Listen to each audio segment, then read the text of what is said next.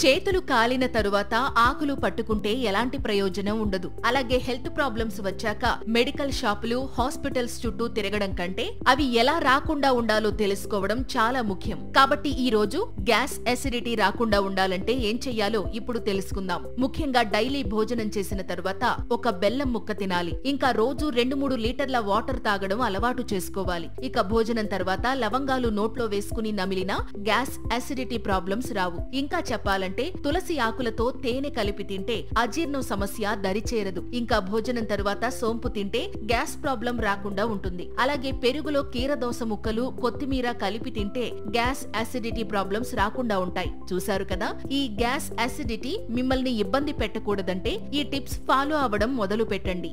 Thank you.